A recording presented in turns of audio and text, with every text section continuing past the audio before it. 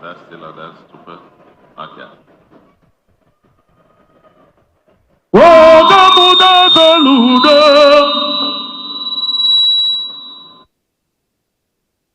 Solution Abiago. Well, why you get us John or the God in man?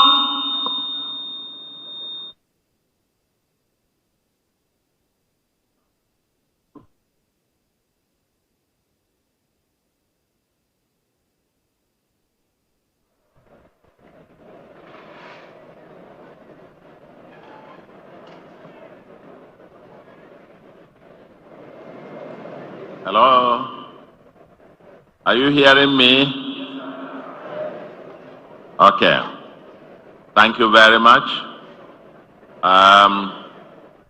Mr. Deputy Governor, the Speaker, Anambra State House of Assembly, the Deputy Speaker, and other members of the State House of Assembly, the Chief Judge, the members of the National Assembly, Major General Jinadu, AIG Agolo, the Commissioner of Police, and the other service commanders from the Army, the Navy, the Air Force, Civil Defense, NDLEA, and all the other para-Kwasai security agencies here present, the representatives and the heads in Anambra, traditional rulers, president generals, the women leaders, the youth leaders from all our communities here present, the mayors of the 21 local governments, as our local government chairmen, and the councillors from the 326 wards, our Lord Bishops, and all the members of the clergy, I see you, the youths, various leaders of the youth organizations here present, members of the State Executive Council, distinguished captains of industry. I see Akudo Chukulos here, and the amiable wife, my sister, and the other captains of industry here present. I think it is fair to say that Anambra is here. Our youths,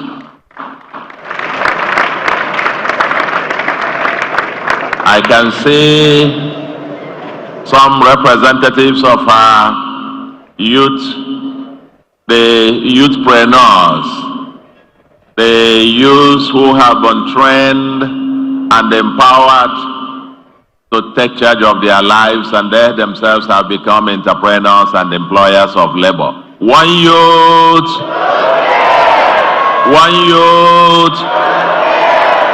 two skills. Solution is here.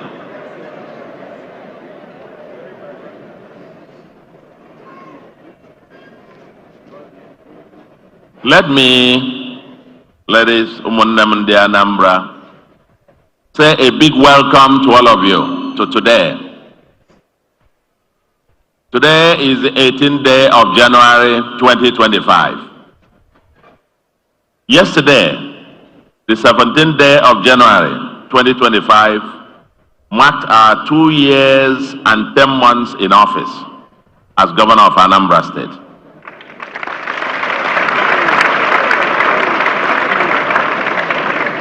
Two years and 10 months. 2 years and 10 months in office. And true to our promise last month to take decisive actions on security, it is auspicious that we mark this anniversary and begin the new year with the events of today. Today's event, we've already done one. We have tripartite events. The first is to sign into law the newly passed Anambra State Homeland Security Law, which the State House of Assembly worked very hard on. We all worked very hard on this in the last few weeks, and I know in the last week and a half or 2 weeks, the State House of Assembly has been working day and night to fine-tune and finally reviewed and got this passed expeditiously 2 days ago. And we have just done the constitutional duty of signing that law, signing the bill into law. And so the first part of our events today, of the tripartite event, has been completed. The Anambra State Homeland Security Law has come to be and has come into effect. The second event is the formal launch of our Special Intervention Force, which we call Operation Udogachi, and that is precisely what I am doing now, is the launch of that Special Intervention Force. Earlier this morning, we had to cut the ribbon and where we had the vehicles that are being rolled out today that will go into the streets of Anambra. We cut the ribbon, the first batch, and then I came down here, surprisingly as well, part of this force, which happened to be the new security architecture that we have, and I will speak about this in a moment. They were there also to welcome us to this venue. And so we are launching the Operation Udogachi as well, and that is what I am doing now with this speech and the launch. And the third one will be to formally inaugurate the Anambra State Traditional Rulers Council, because the traditional rulers have a vital role to play.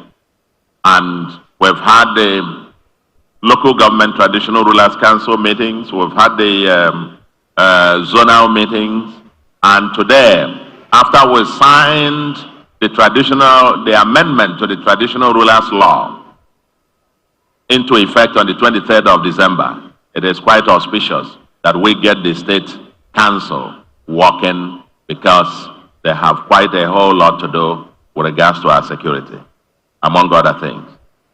So, today, this event is the unveiling of the Anambra Homeland Security Law and the launch of the Special Security Operation Udogachi. The Anambra security law and order remain pivotal to the attainment of our vision of a livable and prosperous homeland. The massive revolution by our administration in all sectors, which are appreciated by India Anambra, must be cemented with a robust security system with zero tolerance for criminality. I want to assure you that despite the unique challenges of lucrative criminality adorned with deceptive ideology and propaganda, we are determined to fight criminality and ensure that Anambra becomes the safest state in Nigeria.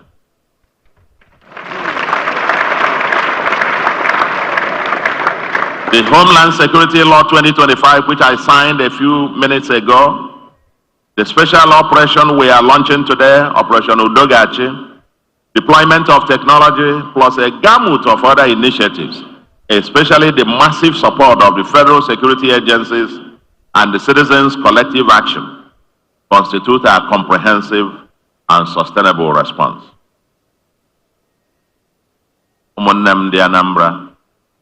The character and dynamics of criminality in the southeastern Nigeria have evolved and become hydra-headed. And so our response must be thoughtful, deliberate, and comprehensive, involving both kinetic and non-kinetic agenda. For example, ladies and gentlemen, the character and dynamics of kidnapping have evolved. I remember kidnapping for ransom, for example, is not new. I remember that in 2009, my then 78-year-old father was kidnapped, and he spent 15 days with his abductors in the bush. Earlier that year, The oil mogul, late Chief Anthony Enukeme, Tony Mas, was kidnapped. Chief Paul Okonkwo Pokobros was kidnapped. Chief G.U.O.K.K. was kidnapped, even abducted from the church. They were all kidnapped in the state, and many others. It was as if then Armageddon had come. My predecessor, Chief Willie Obiano, tackled the menace head on. And I would say, to a very large extent, insecurity was reduced. However, in about 20 months before we assumed office in March 2022, another strain or variant of the criminal gang under the guise of separatist agitation emerged with command and control centers. They killed policemen and soldiers at checkpoints and collected their guns. They attacked and burnt down many police stations. Sadly, most stakeholders kept mute. They set up camps in bushes and forests and labeled themselves as, quote, liberators. Most people did not pay attention, and very few people cared to ask how these people with arms will be feeding from month to month or year to year, or how they will be funding their operations. Finally, the chicken came home to roost. Initially, they turned on suspected politicians, killing innocent people without cause. We all recall the gruesome murder of Dr. Chika Akunyele and many others in a commando style, even in crowded places. Candidates for the 2021 governorship election could not campaign freely, especially in the South Senatorial Zone.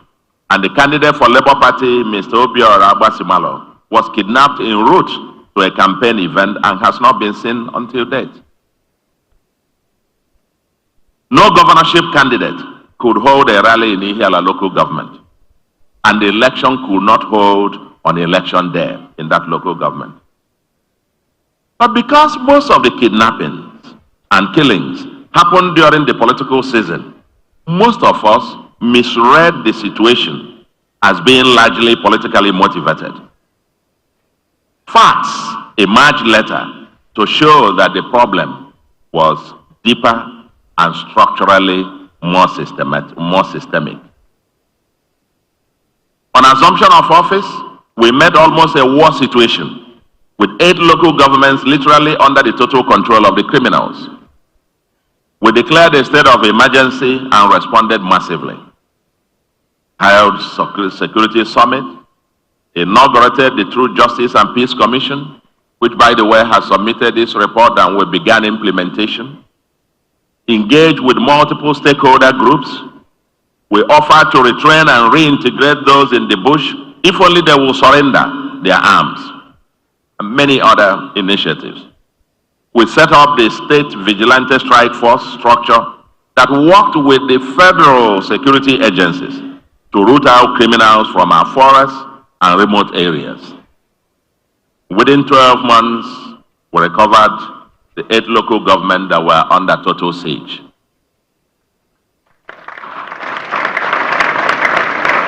I must at this moment commend all the security forces,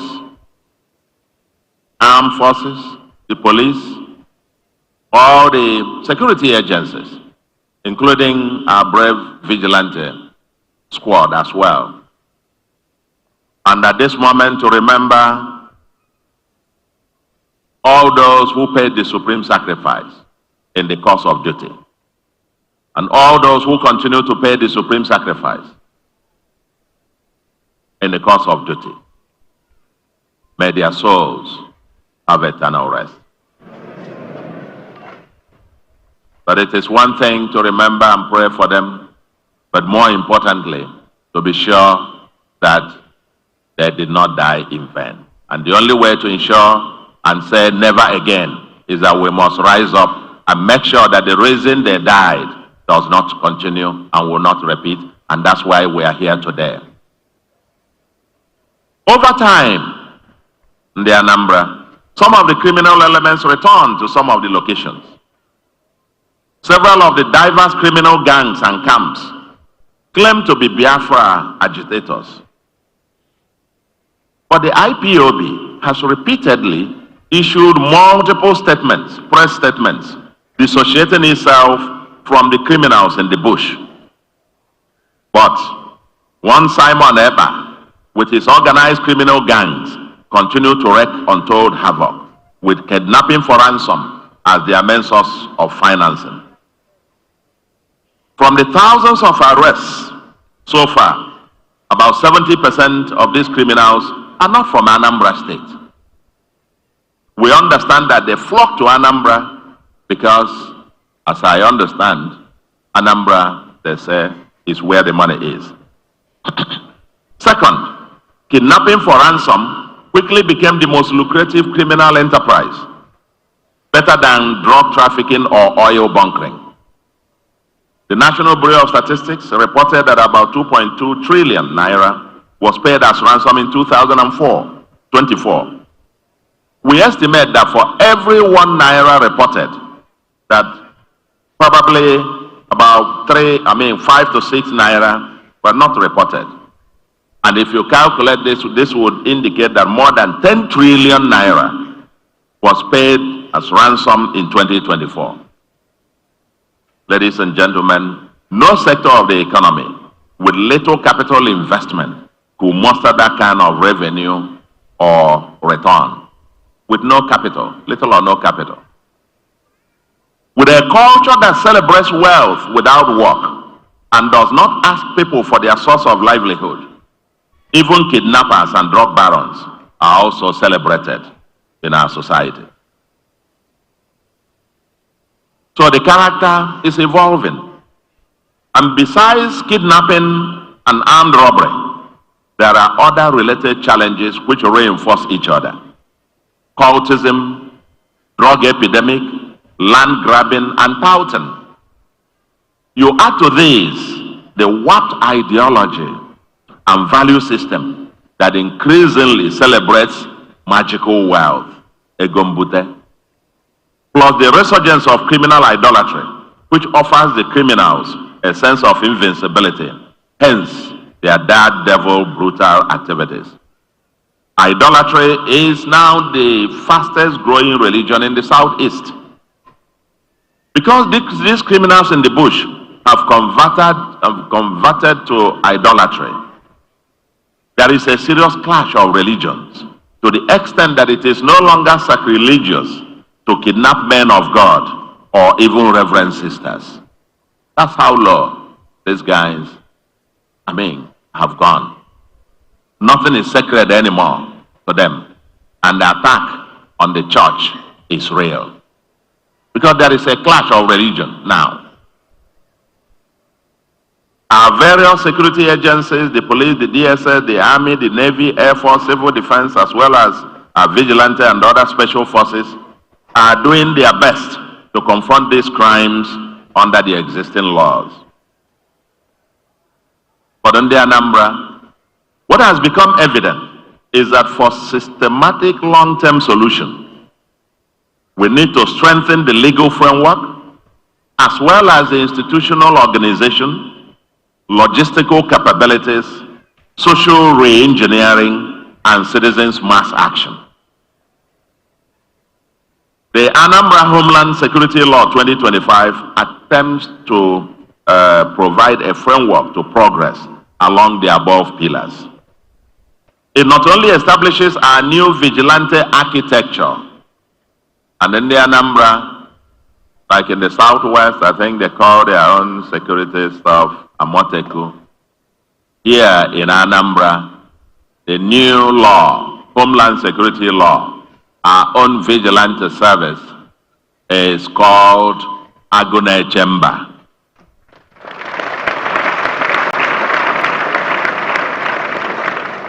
Called Agune Chamber. If I tell you Agune, you get what here. Well, it not only establishes the Agune Chamber, but also provides a framework for community and citizens' ownership and participation in the sustainable security and social re-engineering of our homeland. Agune Chamber at the community and local government levels underscore the point that most cases of insecurity are local.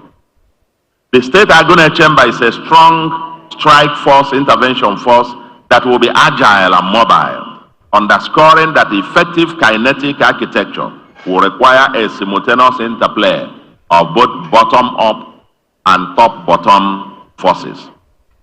In sum, Agune Chamber assists and complements the federal security forces, especially the police. But on the Anambra, I want to remind us all that brute force will probably address about 50% of the challenges as the first and necessary first step. We can't defeat warped ideology and value system with guns alone in the long term.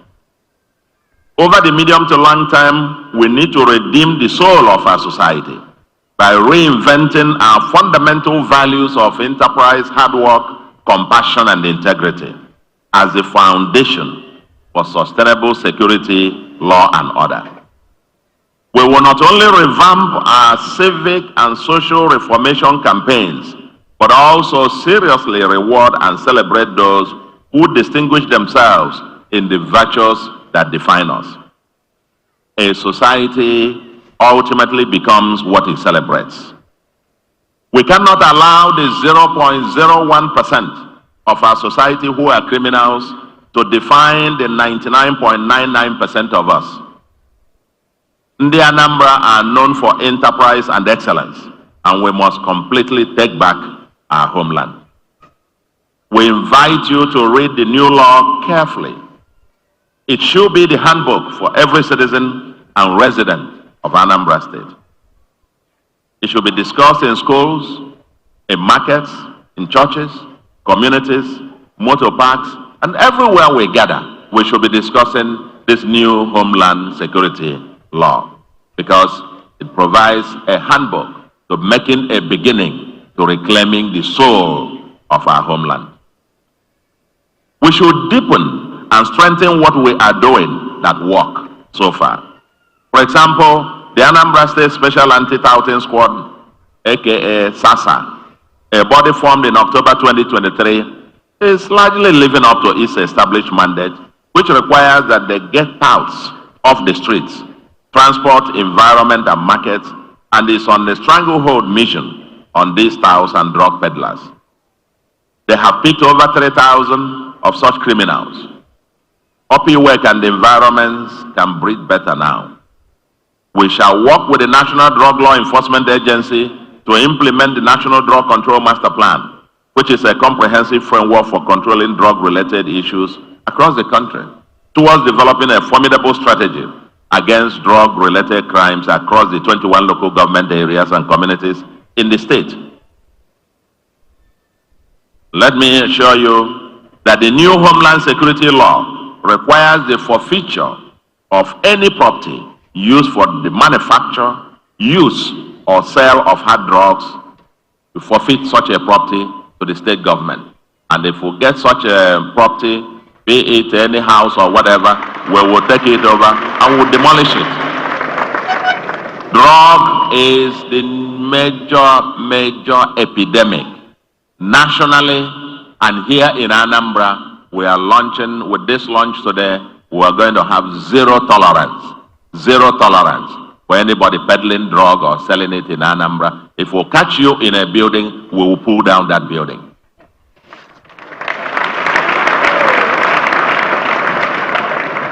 I have signed a number of relevant laws that will facilitate prosecution of touts and drug dealers. We know that drugs happen to be in the exclusive list, and so federal officers doing their own best will be working, but we'll be working in collaboration with you. For us here in Anambra, drug thing has become almost like a property offense.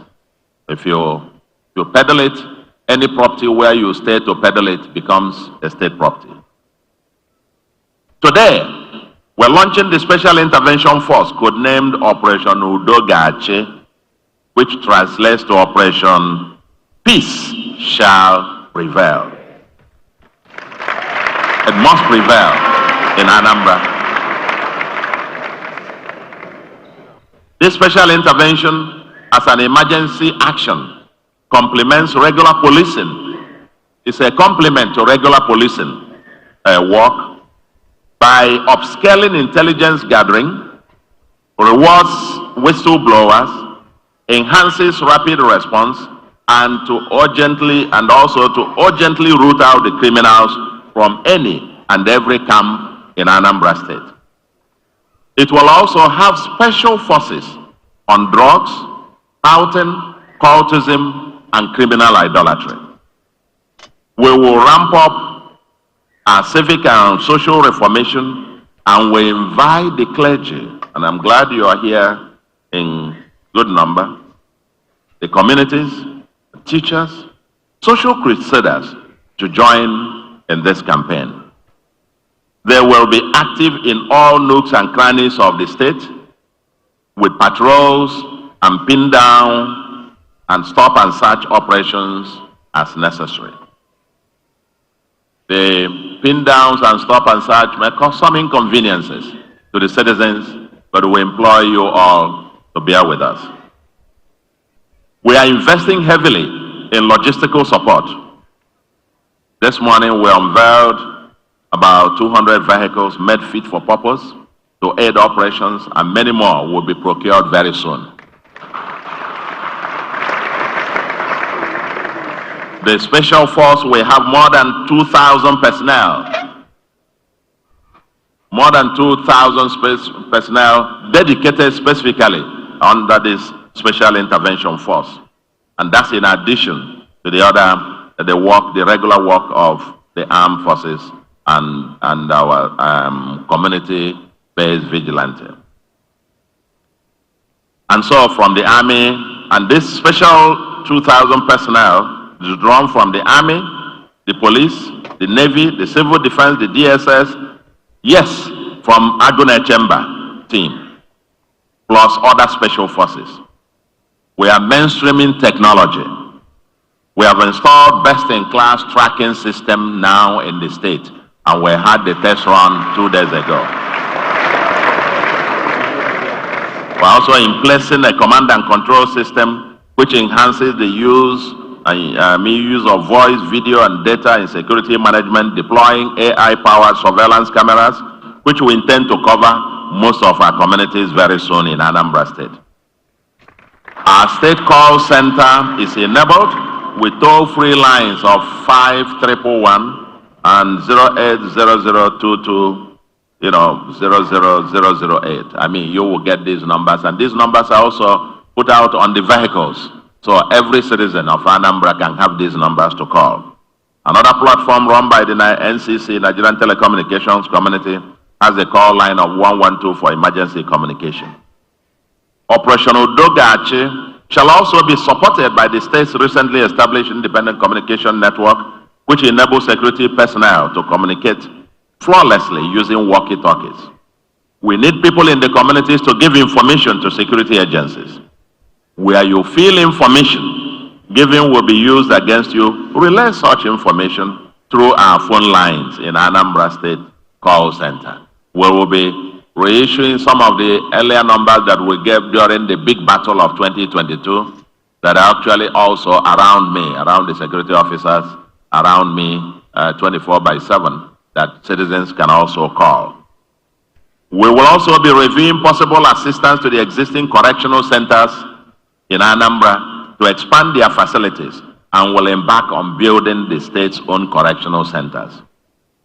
In partnership with the federal government, communities, patriotic in the Anambra, and corporations, we intend to gradually rebuild the 28 or so divisional police offices that were burned down by the hoodlums. Let's begin. The Anambra, we have signed a new law. Let's begin the implementation immediately.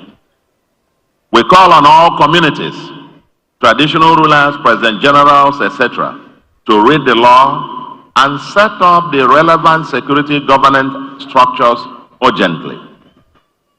We plan to start paying monthly security support grant to communities to augment their investment in security. I know each community has its own brand of Agone chamber, what you call the vigilante. And, you know, many communities are funding this heavily. And I know several communities. I've spoken to quite a number of people, particularly during the last, the Christmas that just went, when many people felt that Anambra had massive, great mass return all over. And each community now claiming to be, many communities claiming to be the safest community, not just in Anambra. Some even tell me they're now the safest community in Southeast. But I think that spirit must continue. But what we will be providing is some form of a grant or, you know, our own contribution to support what you are doing, because we know that the respective communities are making heavy investment in security. The mayors of respective local governments should also act urgently. We will work with the Commissioner of Police and DSS to identify the top 10 local governments with history of violent crimes.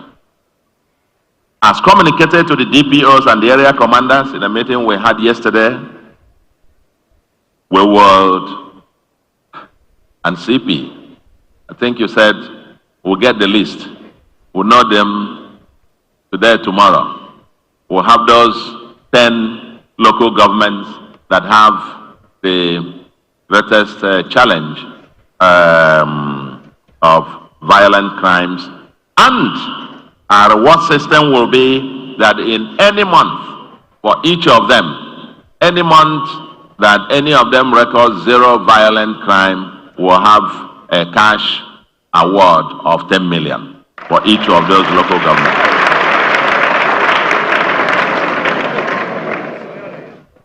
If the 10 of them record zero, that will be 100 million, isn't it? Yeah, in a month. In the meantime, we will map out, communities, the communities of high incidences, and will design their own reward system. In the meantime, we encourage each community to design and execute its own cleansing and restoration program. It's almost like akin for many communities. It will come to the kind of a thing that I remember that happened sometime in the 80s or thereabout, Boys Oh Yeah phenomenon, where the people on some other places, the communities come together and they do all manner of things, and everybody, if you know you are a criminal or not a criminal, you do this or you don't do this. The communities have their own ways of sifting out these criminals, because these criminals live amongst us. We encourage each community to take its own and execute its own cleansing and restoration program. A partnership of the church and traditional institutions and town unions might aid the process. For whistleblowers, anyone that gives us credible information that leads to the arrest of any kidnapper, or information that leads to rounding up of criminals in a camp, will be paid a bounty. We will pay them. If you take us to this camp, give us information, point to the guy who is it, and we grab him and we interrogate and find out that it is true. We will pay you we'll pay you for the information, for your assistance, up to a maximum of 5 million, depending on the type of the criminal. Depending on the class of the criminal, we'll pay you. Point to the man, show us the guy, we'll come and pick him up.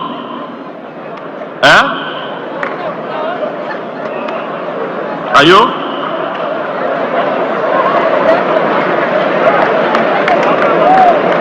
So, if anyone is there, if anyone is your neighbor, just wink at the person, we'll come and pick him up. and you have something to go home with.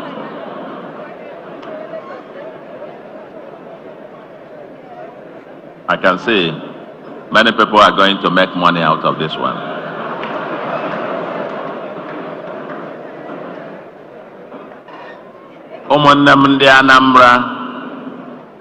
Before we conclude, let me reiterate our extension of hand of friendship and amnesty to kidnappers, cultists, drug dealers, and other categories of criminals to surrender themselves with their weapons, and our government will ensure that they are rehabilitated and empowered to become productive citizens. All persons wishing to take advantage of this window should register at the office of the Special Advisor to the Governor. As I announced last month, this window remains open until February 28, 2025. If you want to surrender, surrender. No questions asked. Surrender your guns. We will take you, rehabilitate you, give you skills, and give you funds to begin a new life.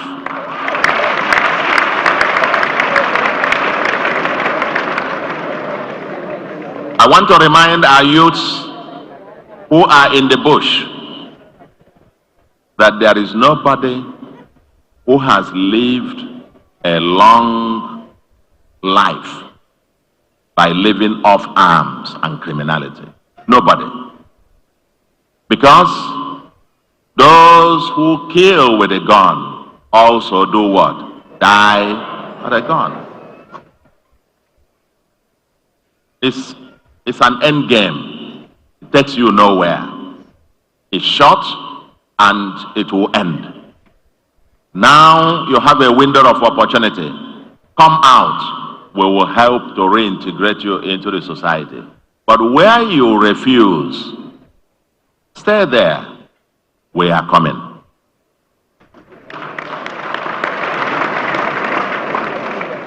Let me now thank all citizens and friends of Anambra State who have contributed to the State Security Trust Fund. I salute the courage of some clergy who have stood up to call out the systemic monster that is upon us. I want to also appreciate all those who devote their time, talent, and resources to the security of their various communities. I salute particularly those from Ihiala local government. Currently, we have 4 pre-on-board FOB stationed in various locations in Ihiala local government. There are ongoing clearance operations, and we are determined that the people of Ihiala, particularly of Ebonesie, Osumohu, Lilu, Iseke, Mbose, and others, and indeed the entire Ihiala local government, must be totally liberated from these criminals. And going forward, we are coming. We are coming with determined and structured force. Even if we have to declare the place a war zone, we are coming with a war plan, and we must defeat them. We must rid them of the place. But we need the cooperation of the people. I thank the federal government and the various security agencies for their commitment and support in this struggle to rid our state of organized armies of criminals. They are there in many of these communities, at Mbose, at Lilu, laying IEDs all over the place, even cutting roads that were built so that people will not be able to drive by to come to where they are. But none of this would happen. There is no community that they can succeed in doing this without the complicity of the indigenes of that community. And this is the point that we want to make. Several communities went there and fought, and they are free. Upo used to have about 3 camps. When we had the war of Upo in 2022, the community also rose up to the occasion. And today, Upo is certainly one of the safest communities in Anambra State. We can go on and on and on. I just use this illustration because that's a typical place that they had 3 major camps when we assumed office, where some of the biggest social events took place at Obo during this Christmas.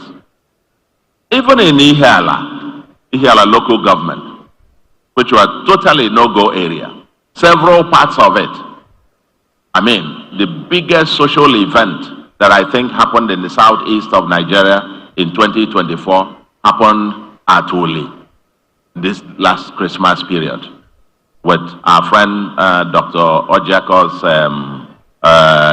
daughter's marriage that brought the entire world to Uli, that was supposed to be in a no-safe area.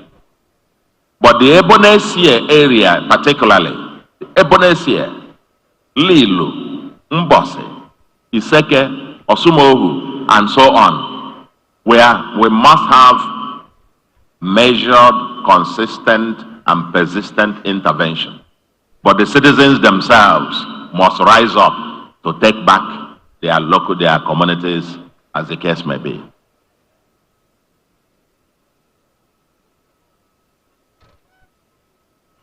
To conclude, Ndi Anambra, I want to remind us that security is our collective responsibility. Government alone cannot do it. Federal security agencies alone cannot do it. Sustainable security in our homeland requires full-scale involvement of responsible citizenship. These criminals are our brothers, sisters, husbands, relations, friends, and others. They are not spirits. They live amongst us, and we know them. The fact is that 99% of these criminals arrested in Anambra since my 34 months in office are Igbos. The false narrative that these are Fulani headsmen and so on and so forth has not been borne out by the evidence of what we were saying. It's just lucrative criminality. Lucrative criminality. People are going to do this for ransom. They're just going into it to make money. Full stop. Any other narrative is just to confuse the matter. This is what it is. It is criminality. And there are Igbos on Igbos. Igbos killing Igbos, not any other thing. And for us, we are fighting a different kind of organized armies of criminals, a kind that Anambra has never seen before. But we must prevail. We must all collectively confront the warped ideology and agitation that lead many amongst us to view security personnel as the enemy and the criminals as the liberators. Those who contribute food and money and send to the criminals in the bushes are part of the problem, and we will begin to treat them as collaborators and criminals.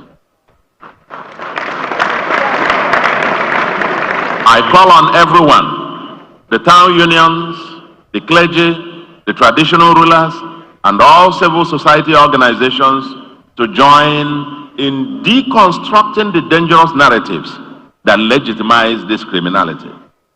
For our long-term survival, we must rise up and fight together.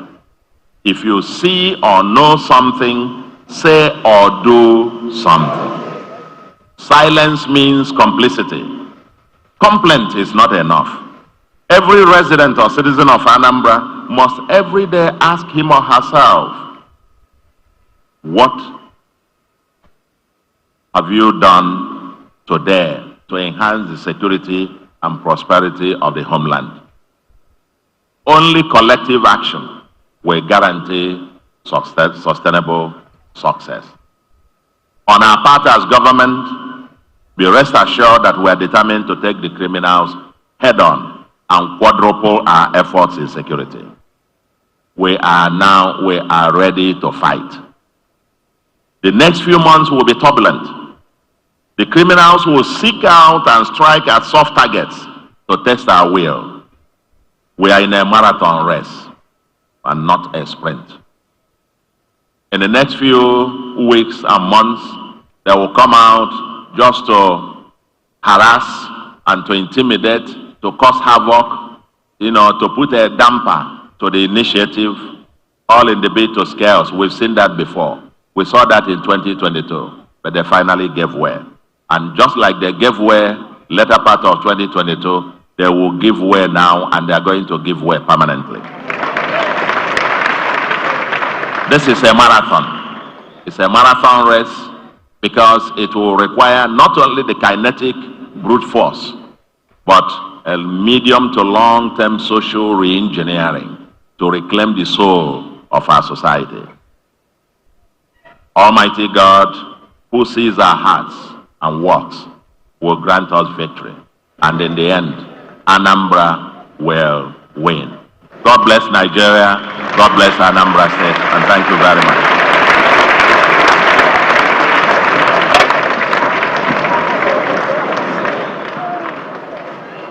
Tony, Mr. Solution. Mr. Solution. Yes. Solution abịago na Anambra State. A na-ekwekwa na-eme. Oyobu. Yes.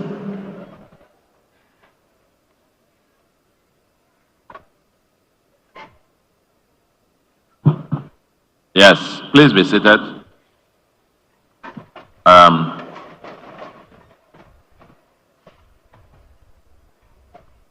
The Anambra, with this, now the Operation Udogachi is formally launched and we are swinging into action.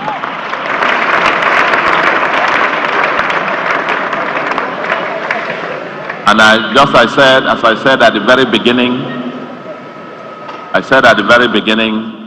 that everybody, we need our communities to come strong. We need all the social structures that make us who we are to come on board.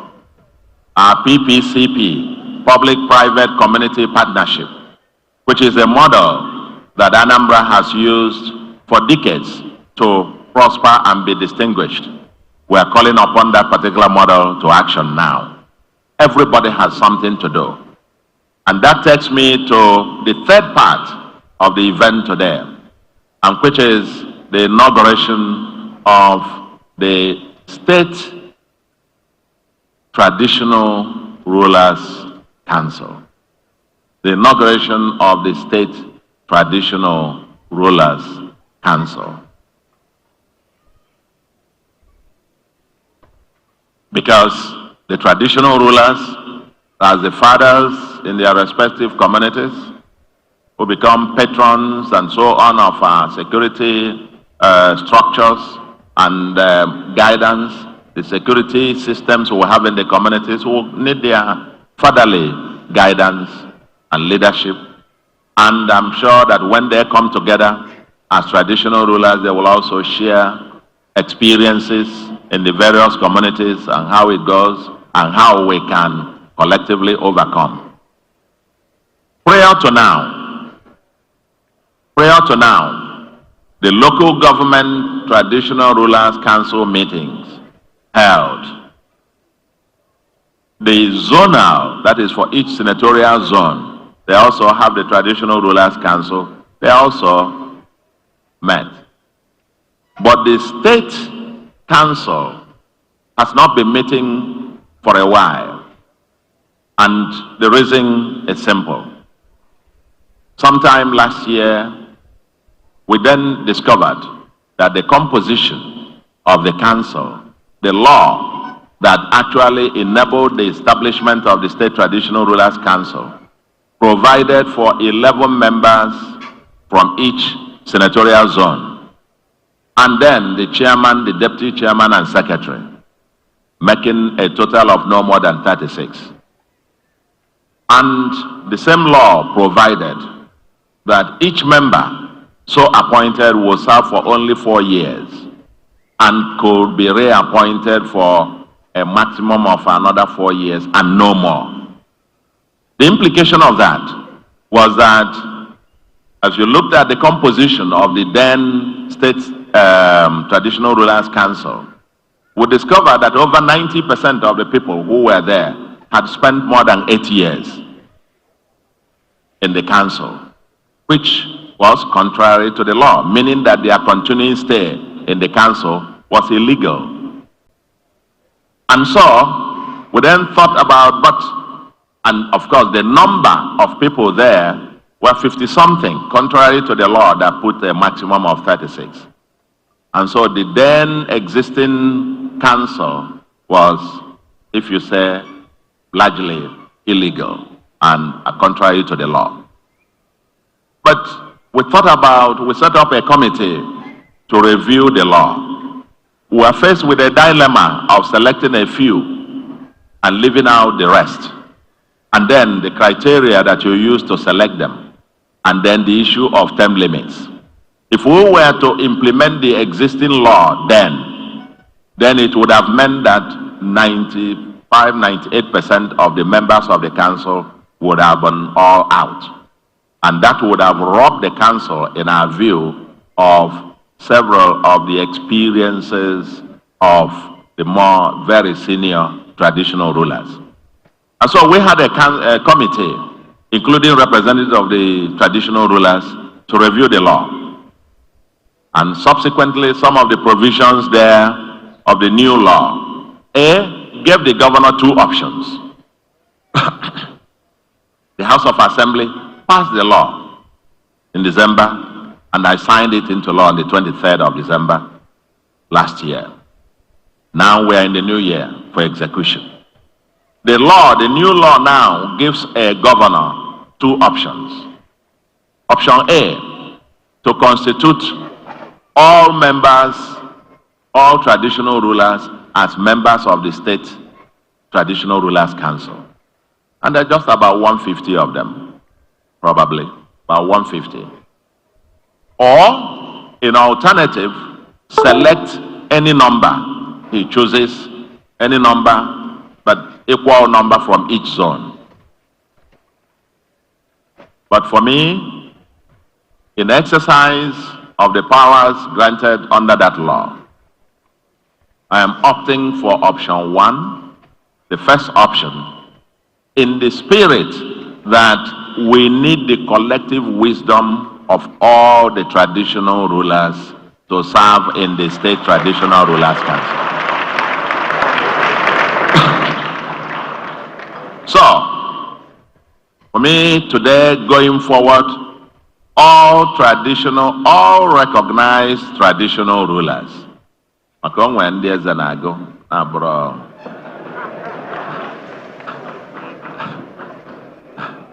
All certified traditional rulers in Anambra are first and foremost now under that law constituted as members of the Anambra State Traditional Rulers Council.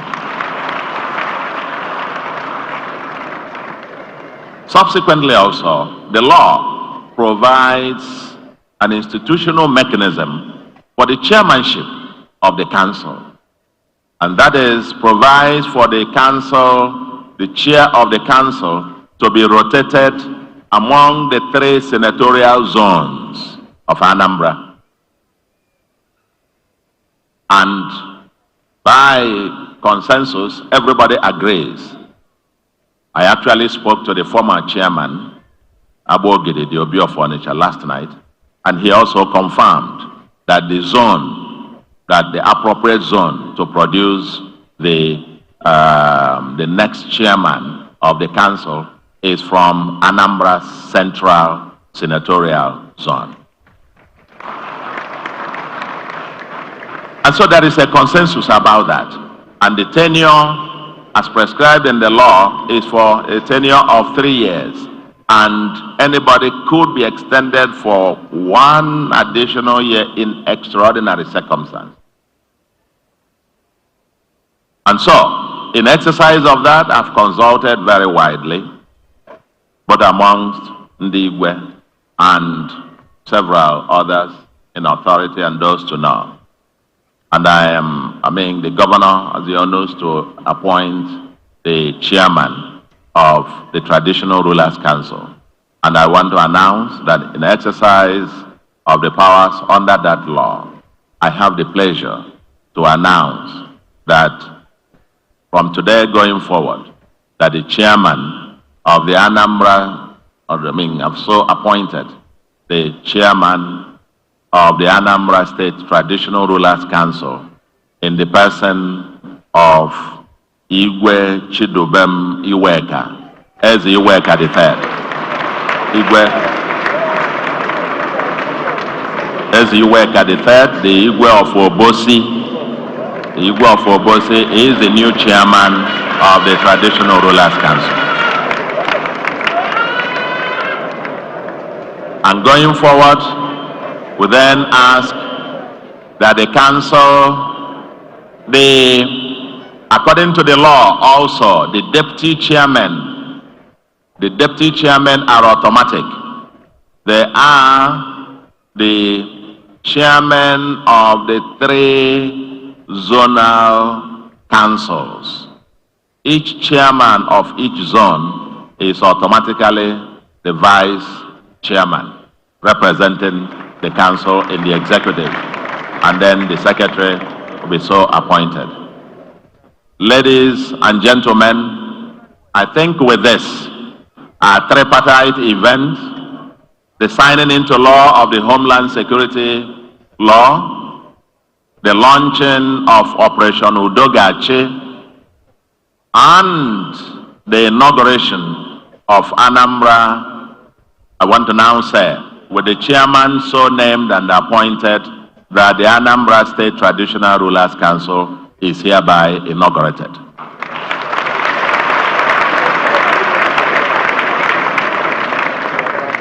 And they can now begin to work. We are doing a beautiful, I must tell you, revered traditional rulers. We are breaking the 33-year-old jinx, building what somebody has described, not just a government house, governor's lodge area. We're building almost a new city in a 23-hectare piece of land. That includes the amphitheater, a world-class, I think the biggest in Nigeria that we have. And we're also getting where a befitting place for the traditional rulers and your offices within that same complex, so that the entire governance, traditional and formal, we are all sitting together. So the traditional rulers and the governor will all be sharing one building as we get on there in time to come, so to speak. Anambra will win. It's now my pleasure, honor, to wish you all, ladies and gentlemen, to all those who have come, appreciating you once more. Let's get to work. Let's get to work. Everybody has something to do. We are in a haste, and sooner or later, I think, not much noise. We didn't discuss much details about what we are going to be doing. All we want is results. And in the Anambra, we'll continue to see results going forward. Thank you, and God bless Nigeria. God bless Anambra State.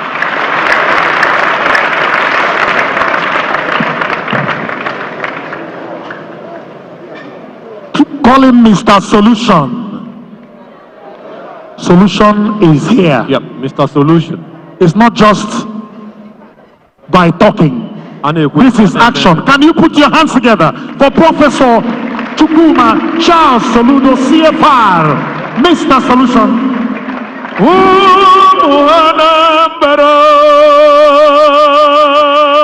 Solution,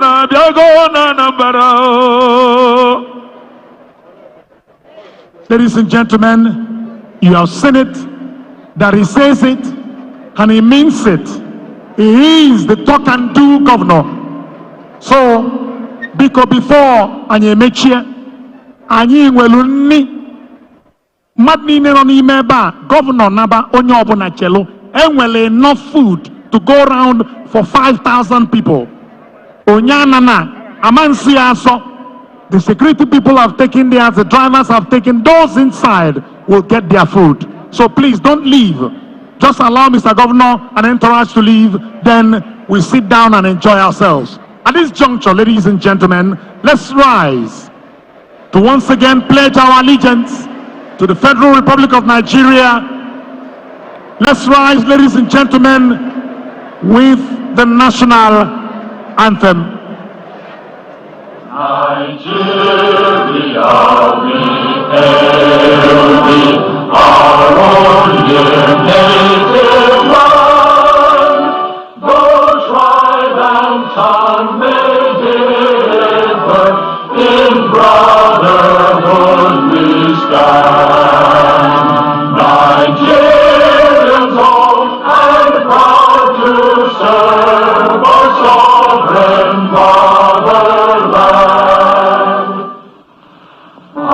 flag shall be a symbol that truth and justice reign.